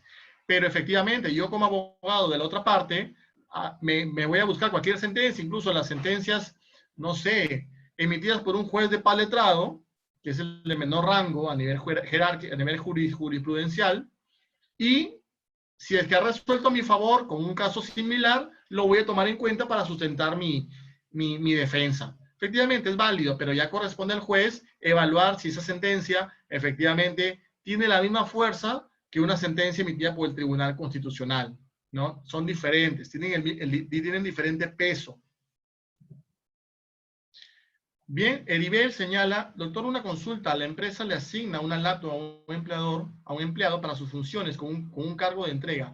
Este se va a descanso y deja el equipo en su cuarto de campamento y no es informado. Y al retorno informa que se lo robaron. Procede, les cuento, Heribel, creo que esta consulta me la hiciste en la primera sesión de este módulo, cuando conversamos sobre las medidas disciplinarias, creo que fue la segunda, cuando hablamos de las medidas disciplinarias. En este caso muy puntual, Heribel, tendría yo que acreditar justamente que verificar si es el caso en concreto. Específicamente me refiero a analizar las circunstancias en las cuales se fue sustraída esa laptop. Me explico. Es necesario verificar si es que efectivamente la laptop tendría que estar en ese lugar donde estuvo. Si ese era su lugar asignado. Si no fue su lugar asignado, entonces el trabajador tiene responsabilidad. No por el hurto, no imputándole que esa persona lo ha hurtado, sino que ha incumplido con las órdenes y las directivas internas sobre el mantenimiento y de las condiciones de trabajo, como por ejemplo una laptop, una herramienta. El trabajador quizás no cumplió con las medidas de seguridad y dejó la puerta abierta. Bueno, también los actos de omisión, la negligencia, pueden conllevar a las sanciones, pero definitivamente no se le puede sancionar por el hurto, salvo que tenga las pruebas fehacientes que así lo acrediten. Bien, entonces, Edibel tendría que analizar el caso en concreto, pero si se encuentra justamente que ha sido responsabilidad del trabajador, se puede aplicar medidas disciplinarias y por consiguiente proceder con el descuento, siempre respetando con los derechos laborales, porque para los descuentos es necesario que exista una autorización de descuento por parte del trabajador, porque la remuneración tiene un carácter alimentista y no se puede descontar de manera unilateral. Tiene que haber una autorización por parte del trabajador y al mismo tiempo, con autorización, incluso existe un máximo legal de descuento. Cristian señala, el tema es que si está asignada es su responsabilidad, solo sería reposición del activo. Sí, la reposición del activo, pero como dijo Cristian, sería necesario analizar el caso en concreto, porque efectivamente, si yo tengo la laptop y la dejo en el lugar donde debía estar, porque, y respetando los lineamientos, pero ha entrado un ladrón al centro de trabajo y se ha robado las computadoras, definitivamente eso no es un acto imputable al trabajador, porque el trabajador ha dejado la laptop donde la tenía que dejar, pero lo otro es un acto delictivo cometido por un tercero, así sea un tercero de la empresa o un trabajador. Pero yo he cumplido con seguir con las instrucciones de uso de la laptop. Por ejemplo, me la robaron en la calle. La pregunta es, ¿qué hacías tú con la laptop en la calle? No, es que me la llevé para trabajar. ¿Yo te autoricé? No. ¿Qué dicen las directivas de uso? Bueno, que que las laptops no salen del centro de trabajo, salvo que se tenga la autorización del jefe inmediato. Ok, salió el laptop, ¿tenía la autorización? No. Entonces, lo que le pase fuera a la laptop, fuera del centro de trabajo, es tu responsabilidad. Y por consiguiente, me tienes que responder al laptop o te procedo con el descuento correspondiente. Bien, entonces, este tema de la apropiación consumada, hurto, robo, superando el tema de la prescindencia del valor o no, es necesario que también se tenga en cuenta que la ley señala que en estos casos de robo, hurto, se puede llevar a cabo un procedimiento de despido por la fehaciencia, es decir, sin necesidad de que al trabajador se le llegue una carta de preaviso de despido, se le otorgue un plazo razonable de 6 días para que presente sus descargos. Entonces, yo lo que puedo hacer es, ante un caso fehaciente, donde se tengan todas las pruebas que efectivamente el trabajador ha robado, la ley permite que directamente el empleador pueda hacer llegar una carta de despido final, sin realizar todo el procedimiento previo. Ojo. Ese se llama despido fehaciente, ¿no? Donde tengo las cámaras de seguridad, donde veo al trabajador que coge las cosas y se las mete a su mochila, evade la seguridad y se retira. Si tengo todos esos documentos, puedo realizar un procedimiento, un despido fehaciente, solamente enviando la carta de preaviso de despido y adjuntando los medios probatorios. ¿Es recomendable? No, no lo recomiendo. Pese a que la ley que la ley lo prohíba. ¿Por qué? Porque el criterio de los jueces siempre va de la mano con el derecho del debido proceso. Bueno, pues por más fehaciente que sea, hay que darle oportunidad al trabajador para que se defienda. Entonces, yo siempre recomiendo, por más que tengas toda la prueba idónea, yo recomiendo que se siga con el procedimiento de despido ordinario. Carta de preaviso de despido, 6 días para descargos, con o sin descargos, carta de despido correspondiente. ¿Correcto? Hay que analizar cada caso en concreto. Luis señala, ese caso sí lo hice, doctor, por robo sistemático de combustible. El colaborador aceptó los cargos, efectivamente. Pero Luis, ahí tú te corres un riesgo, porque efectivamente el criterio de los jueces hoy por hoy está orientado a verificar justamente la existencia de un ejercicio del derecho de defensa, por más que tengas la aceptación expresa del trabajador. Siempre, particularmente, y es lo más sano, te vas a demorar 6 días más, pero, y ojo, esos 6 días, vamos a verlo en el procedimiento de despido, esos 6 días tú puedes decir al trabajador que vaya a trabajar o lo exoneras. Porque muchos me dicen, no, pero lo quiero despedir porque va a regresar a la empresa y me va a seguir robando, porque ya sabe que lo voy a despedir. Bueno, en ese caso, le envío la carta de preaviso de despido, le otorgo los 6 días para que presente los descargos y le digo, te exonero de que vayas al centro de trabajo. En estos 6 días no vas al centro de trabajo, Esos 6 días van a ser pagados por remuneraciones diarias, pero no vayas, ¿no? Pero ejecuta tu derecho de defensa y preséntame los descargos. Efectivamente, Luis, lo permite la ley, pero no recomiendo su uso de manera indiscriminada. Tendría que ser en una situación sumamente excepcional, por lo mismo que del criterio propio de los jueces. Bien, tenemos otra causal relacionada con la anterior, que es la retención o utilización indebida de bienes o servicios del empleador bajo custodia. Si ven, es lo mismo. Pero ¿cuál es la diferencia? Que en una, el trabajador no sustrae un bien o servicio para apropiarse de ese bien, es decir, para hacerlo suyo, sino que lo utiliza o lo retiene indebidamente. Por ejemplo, el trabajador se llevó la laptop a su casa. Eso es una retención indebida porque no estaba prohibido llevárselo. Es una retención. Y la segunda causal, utilización. Por ejemplo, yo utilizo la laptop para fines que son ajenos a la empresa, ¿no? Entonces, eso puede generar incluso una causal de despido. Claro está que es necesario verificar que esa utilización indebida ha generado un menoscabo en la empresa, etcétera, ¿no? Hay que cumplir con ciertos criterios de proporcionalidad. No hay que dejarlo nunca de lado los principios, porque son los límites del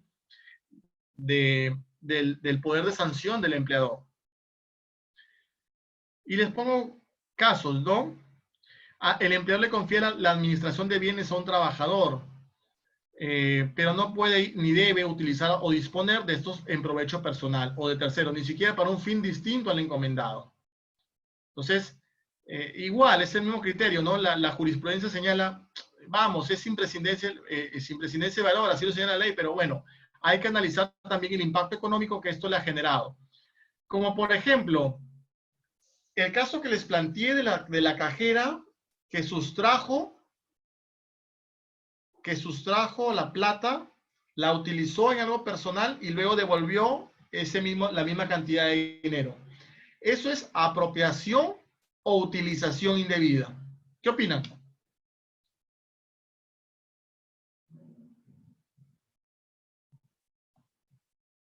Eribel, ¿te puedo brindar audio para que respondas a ese interrogante?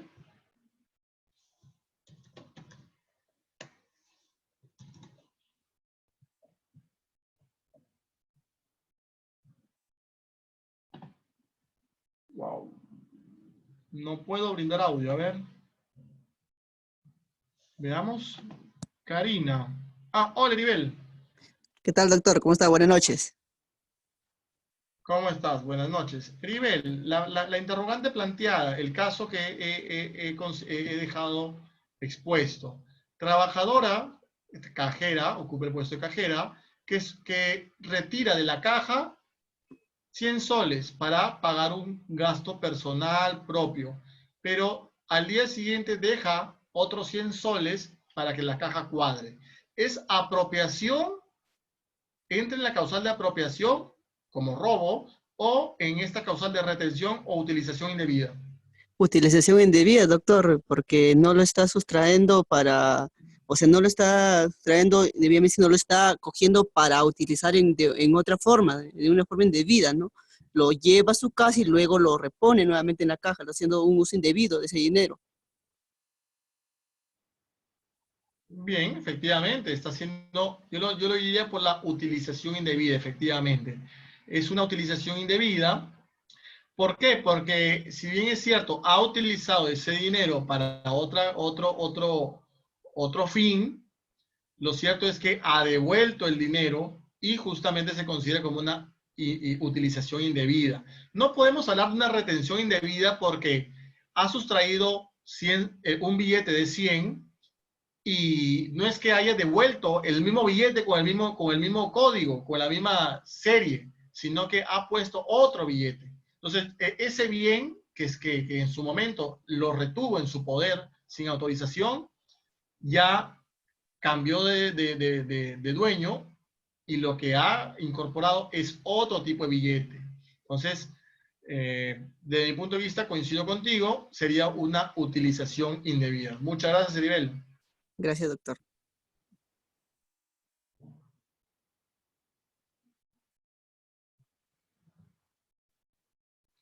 Bien, veo.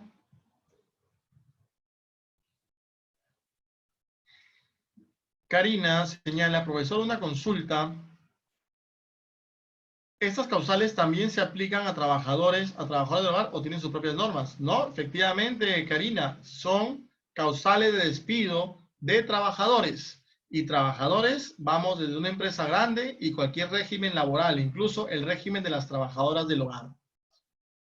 David señala que es apropiación. Germán señala que es apropiación. Jesús señala que es utilización indebida. Bien, David, te voy a dar audio para que nos sustentes tu postura. La idea es, porque quizás lo sustente de tal manera que efectivamente estemos equivocados. Hola, David. Hoy, David. Creo que no hay audio.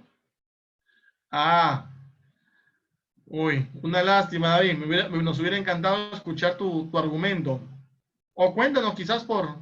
No te preocupes, no te preocupes.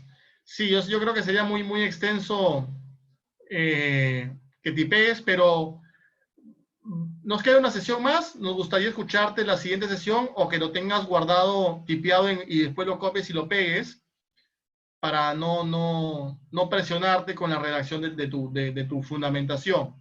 ¿Listo? Lo dejamos para la siguiente sesión. Nos gustaría mucho. Y en base a eso, no me voy a olvidar que Germán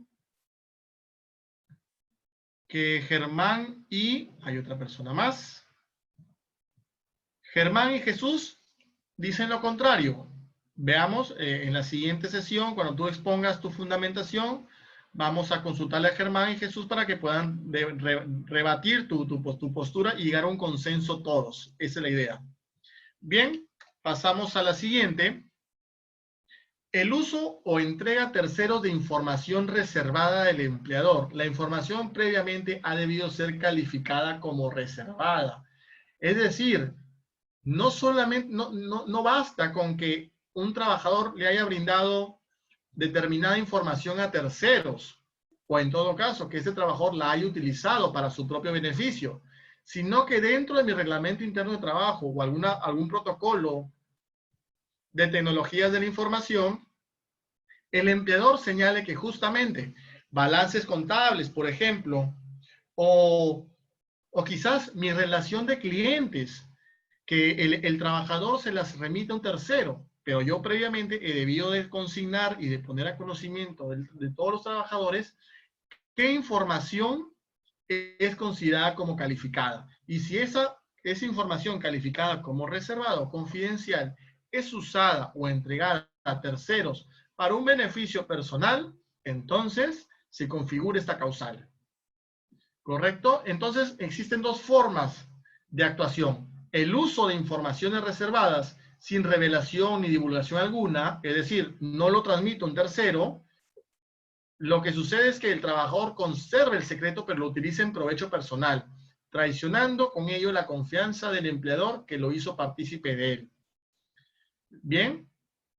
Y el segundo supuesto, porque estamos dentro de dos supuestos, o dos situaciones de hecho, o dos escenarios, es la entrega de este secreto, de esta información reservada, confidencial, secreta, del secreto a terceras personas. Ustedes saben el golpe que sufriría Coca-Cola si es que un trabajador de la empresa Coca-Cola le hace llegar la fórmula secreta que está custodiada bajo 7,000 llaves, se la hace llegar a Pepsi Cola. O sea, ustedes saben el daño económico que le generaría, o que en todo caso lo que hace es liberarlo en la web para que todo el mundo tenga acceso. Definitivamente tendrá un impacto económico porque en un mes, siendo optimistas, todas las empresas van a sacar sus productos en base a la fórmula de Coca-Cola, con la misma calidad, todo, y las ventas de Coca-Cola van a disminuir. Luis plantea una consulta, dice una consulta, ¿qué sucedería si hay sospecha de un robo sistemático y se coordina con la PNP para la policía para que exista flagrancia? ¿Cómo se procedería en este caso? ¿Se podría evitar el proceso de despido? Es el caso del que le hablé, del combustible. En primer plano, yo te diría, Luis, no recomiendo yo la flagrancia, nunca. La flagrancia es muy arriesgado porque eliminas todo el procedimiento de despido, no le permites al trabajador que ejerce su derecho de defensa, y hoy por hoy te comento que los jueces valoran mucho el ejercicio de la defensa. Entonces, efectivamente, tú puedes tener una coordinación, un apoyo de la PNP, y puedes tener los medios probatorios correspondientes, incluso la declaración del trabajador, fotos del trabajador, o video del trabajador robando combustible, pero yo creo que sí sería lo adecuado seguir con el procedimiento. Eso es para evitarte contingencias laborales, porque tener en cuenta los precedentes que están generando los jueces laborales, que en sí son pro trabajador. Imagínate que un juez verifique que no ha seguido con el procedimiento, entonces te va a decir, por más razón que tengas, no has seguido con el procedimiento. Y basta con que te encuentre alguna irregularidad con el documento, con algún medio probatorio, te va a decir, ok, no tienes certeza, has debido seguir con el procedimiento y escuchar al trabajador. Por ende, tu despido es fraudulento. Entonces, es sumamente riesgoso alegar un despido por flagrancia y omitir todo el procedimiento de despido.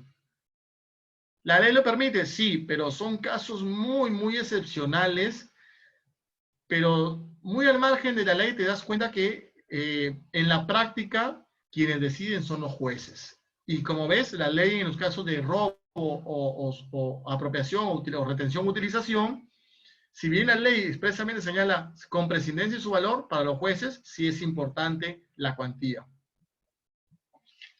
Bien. La sustracción o utilización no autorizada de documentos es básicamente lo mismo, pero ahora se hace referencia de documentos, ¿no? Entonces es lo mismo, estamos hablando de una sustracción, es una mezcla de los dos anteriores, que es uno es la sustracción y otro es utilizar. Pero es lo mismo. Este tema, competencia desleal, que justamente me interesaba tocar para que ustedes vean que el conflicto de intereses en sí no es una falta laboral, sino las acciones que genere ese conflicto de intereses. Yo puedo tener perfectamente un conflicto de interés porque uno de mis proveedores, yo trabajo en una empresa, pero al mismo tiempo tengo una empresa pequeña o soy socia de una empresa que quizás le brinda servicios a la empresa donde yo trabajo. Tengo un conflicto de intereses. Pero si es que yo sigo con los procedimientos regulares, quizás sigo con los procedimientos regulares para hacer el pago de las facturas, en ese caso, yo no estaría cometiendo ningún tipo de conflicto de intereses. Pero sí tengo un conflicto de intereses, pero no estoy cometiendo ningún accionar o ningún acto irregular que genere la imposición de una sanción. Y es ahí donde viene ese tema de la competencia desleal. Entonces, por ejemplo, yo como abogado de un estudio de abogados que tiene clientes y brinda una asesoría, se podría configurar una competencia desleal hasta cierto punto que yo me promocione de manera independiente y asesore clientes de manera independiente. Eso sí sería una competencia desleal. Y ojo, utilizando las mismas herramientas, la laptop, el internet, la impresora que me brinda mi oficina. Eso sería una competencia desleal. ¿Correcto? O incluso que yo le hable a los clientes del estudio y les diga, ¿sabes qué? Mejor te asesoro yo solo de manera independiente. Suspende el contrato o resuelve el contrato con el estudio y te vienes a trabajar conmigo. Eso es competencia desleal. Ni siquiera es conflicto de interés, es competencia desleal. ¿Correcto? Concurrencia reiterada en estado de ebriedad. Y vamos a abarcar esta última causal en esta sesión. En este caso habla de una concurrencia reiterada en estado de embriaguez. Entonces, queda claro que es necesario que el trabajador llegue en más de una oportunidad al centro de salud bajo los efectos del alcohol o de drogas estupefacientes o psicotrópicas. ¿Correcto? Me pide reiterancia la ley. Solamente en un caso muy particular, la ley no me exige reiterancia. Y eso es cuando el trabajador realice labores de riesgo. Por ejemplo, que un trabajador tenga que manejar un volquete, y porque esas son sus funciones, y llega en estado de embriaguez o con síntomas de haber ingerido alcohol. Sale positivo, eso ha sido constatado por la policía, tengo el examen de sangre emitido por la sanidad de la policía, y efectivamente se corrobora que supera el mínimo permitido. En ese supuesto, yo perfectamente puedo aplicar el despido contra ese trabajador bajo esta causal. No por la reiterancia, sino por el simple hecho de llegar en estado de embriaguez una sola vez. ¿Por qué? Porque tengo que acreditar como empleador que efectivamente no necesito la reiterancia porque ese trabajador ocupa un cargo de alta gravedad. Y eso lo acredito yo con el MOF, con el contrato, donde señalen cuáles son sus funciones. Entonces, justamente yo recuerdo haberles planteado un caso excepcional que sucedió en Talara, de un trabajador que es una empresa de buzos. Ese trabajador era un buzo, realiza labores en mar y labores en tierra, ¿no? Labores en tierra generalmente eran labores de mantenimiento de los equipos, pero igual son equipos muy sensibles, son equipos que necesitan una atención especializada. Este trabajador, como sabía que no le tocaba trabajo de buceo, es decir, no se iba a embarcar, lo que hizo es, bueno, pues fue una fiesta, una reunión familiar, tomó unos tragos y dio positivo al momento de realizarle el alcotest al ingreso al centro de trabajo. La empresa, teniendo en cuenta sus funciones, el puesto de trabajo, que implica un puesto laboral que implica riesgo, inició el procedimiento de despido. Lo despidió. El juzgado laboral de Talara de primera instancia declaró infundada la demanda interpuesta por el trabajador. La sala laboral de Sullana confirmó la sentencia de primera instancia y declaró infundada la demanda. Esta sentencia se fue hasta la Corte Suprema a través de un recurso de casación. Y la Corte Suprema hizo un análisis de los hechos y dijo, no basta con que el puesto de trabajo sea de riesgo, sino que ese día en el cual el trabajador llegó en estado de ebriedad o con indicios de haber ingerido alcohol, tenga asignadas labores que impliquen riesgo. Entonces, eso realmente es una situación sumamente compleja, porque el trabajador, desde mi punto de vista, incorrecta. ¿Por qué? Porque el trabajador se encuentra a disposición del empleador. ¿Qué hubiera pasado? O sea, claro está, dentro del horario de trabajo. ¿Qué hubiera pasado si es que un buzo asignado a la cuadrilla de buceo no hubiera podido ir a la empresa, o porque se sintió mal o porque algún motivo justificante? Y bueno, yo como empleador tengo que cumplir con mis clientes y tengo un buzo que no le tocaba, no estaba programado una labor en mar, y le digo, bien, de manera excepcional, embárcate, te van a ir a recoger el barco, la embarcación, y tienes que irte a alta mar para hacer las labores de buceo. Porque lo puedo hacer como empleador, porque forma parte de la subordinación. El trabajador está a disposición del empleador. Pero lamentablemente la Corte Suprema no tuvo ese criterio, se basó simplemente en verificar cuáles eran las labores que estaban asignadas ese día, y ese trabajador no tenía asignadas labores de buceo, y por consiguiente casó la sentencia y declaró fundada la demanda, porque no había reiterancia y por consiguiente no se configura, además porque no se configuraba el segundo supuesto que exime de la reiterancia. Entonces es un criterio que desde mi punto de vista es incorrecto, pero bueno, es lo que hay. Y es ahí donde viene justamente nuestro trabajo como abogados, el trabajo de ustedes como, como jefe de recursos humanos, como empleadores, de tener una correcta interpretación de la ley y de las medidas laborales. Sí, efectivamente, Luis, es el caso del buzo que les comenté en las sesiones pasadas. El nivel, señora, en este caso debe estar establecido en el RID. Sí, pero, bueno, en principio, ¿qué cosa está establecido en el RID? Nivel. La disponibilidad, bueno, la disponibilidad no necesariamente tiene que estar en el RID porque forma parte de la subordinación. Por subordinación es justamente por eso que yo te digo, tú tienes que llegar a tal hora y salir a tal hora. Es por eso que te puedo decir, por la subordinación, yo te puedo decir, ahorita dame un informe, porque justamente necesito de tu fuerza de trabajo.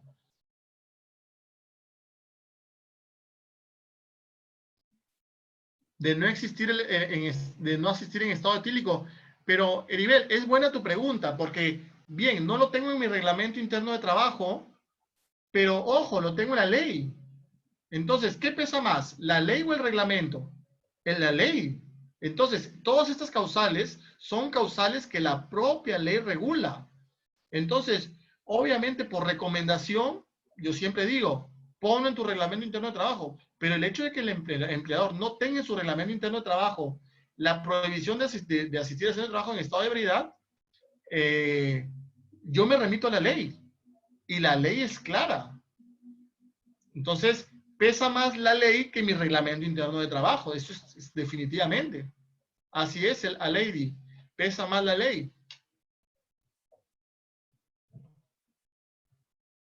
Justamente les planteo esta casación.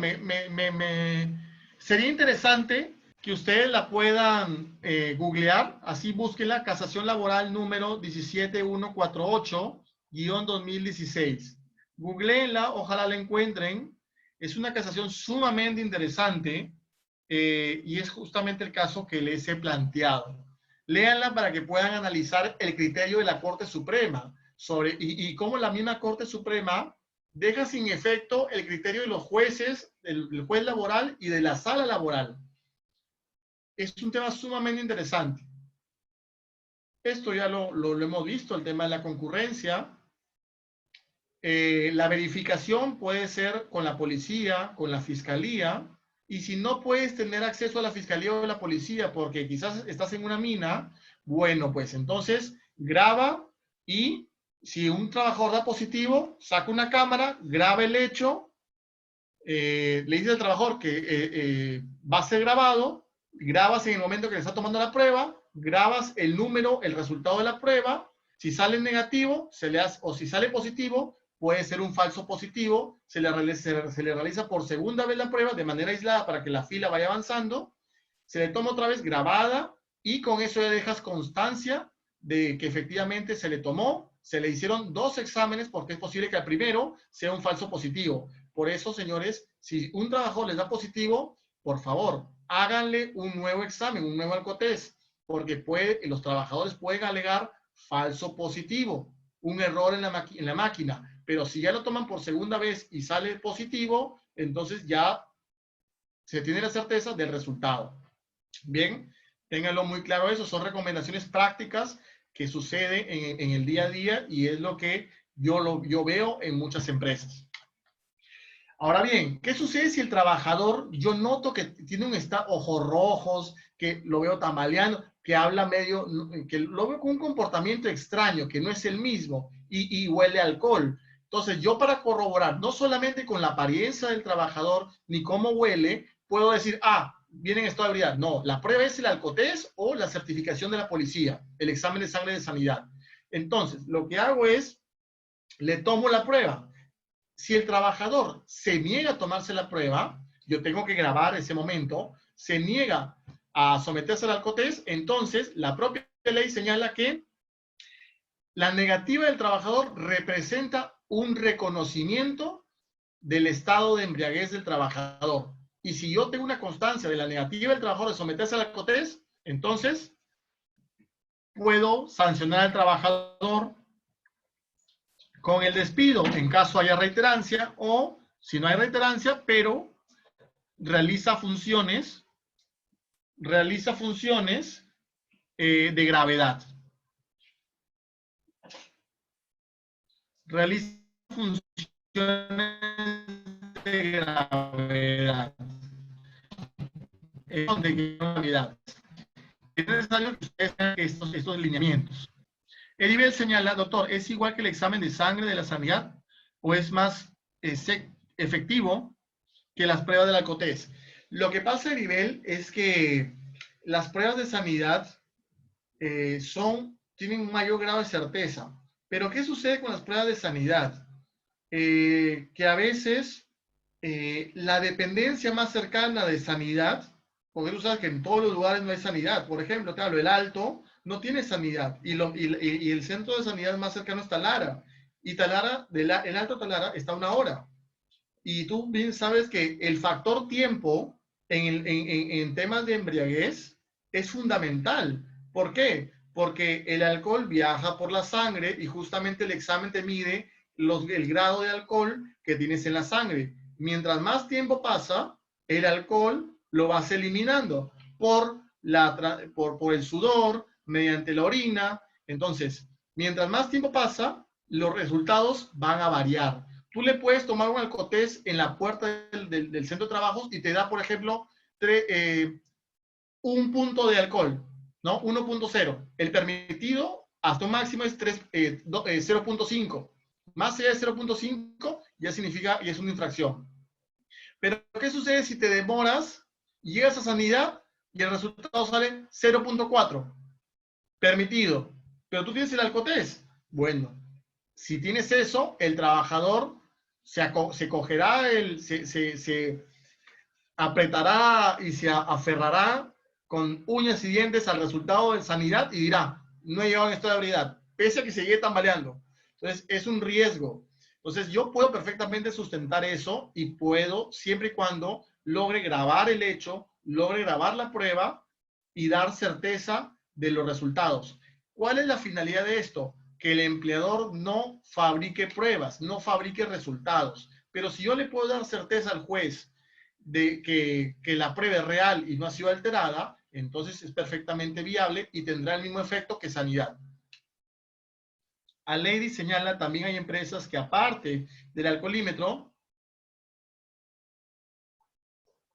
tienen su formato donde el trabajador que arroje positivo firme que efectivamente está tomando, con ello ya está aceptando. Después de ello se procede al protocolo de acuerdo a ley. Efectivamente, cada empresa puede implementar un protocolo determinado.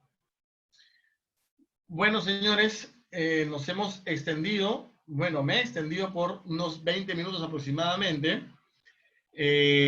Habremos terminado con esta causal. Vamos a entrar, ya entraríamos en la siguiente sesión, a las últimas que nos faltan. El daño, uno muy interesante, el abandono, que es una de las causales más usadas, pero también mal usada, ¿no? Entonces le voy a explicar el motivo. Luego el abandono, tenemos el hostigamiento sexual y entramos ya a la parte final del despido, que es el procedimiento de despido.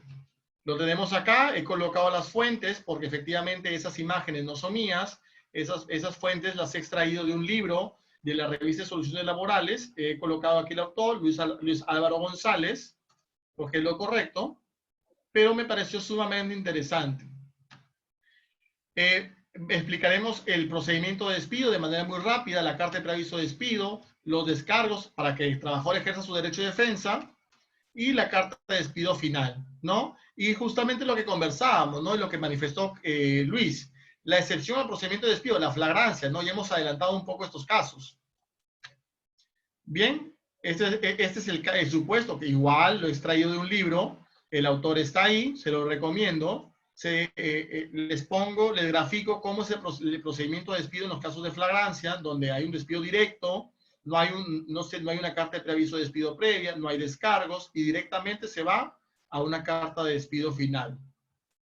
Bien, entonces con eso terminaríamos lo que es el despido y entraríamos brevemente a explicarle el aspecto de los tipos de despido, el despido incausado, el despido arbitrario, el despido fraudulento, el despido nulo y el despido indirecto. Las las consecuencias que genera esto, qué derechos tiene el trabajador, qué derechos no tiene, cómo proceder a demandar un despido ilegal. Y finalmente hablaremos sobre el tema de seguridad y salud en el trabajo. Voy a adicionar unas diapositivas sobre una presentación sobre eso, sobre seguridad y salud en el trabajo, hablar un poco sobre el aspecto inspectivo, sobre estos temas que hemos tocado en este módulo, y con eso culminaríamos con la última sesión programada, y por consiguiente con el módulo y al mismo tiempo con el diplomado que inició, si mal no recuerdo, desde noviembre del año 2019. Un gusto, realmente es un excelente grupo y me parece sumamente interesante que se hayan incorporado más personas. Tienen unas consultas y casos planteados muy interesantes. David, ya redactaste. Bien, David fundamenta el hecho en que los recursos siempre están destinados para determinados fines, ¿sí? La utilización indebida sería cuando utilizo recursos para determinado fin, pagar impuestos, y lo destino a otros fines, compra de bienes, sin informar o tener el permiso. Esta acción, quizás por la inexperiencia o que una negligencia, puede generar consecuencias, sanciones administrativas, pero ojo, todo está dentro de la empresa. Muy diferente sería que esta persona lo sustrae para fines personales. Esto ya es falta grave. Bueno, los dos casos son falta grave, por el 25 de la Ley de Productividad y Competitividad Laboral. Entonces, ambas son, tanto la apropiación como la utilización, son faltas graves, causales de despido. Ambas son faltas graves, causales de despido. Y es una sustracción indebida, por más que lo devuelva.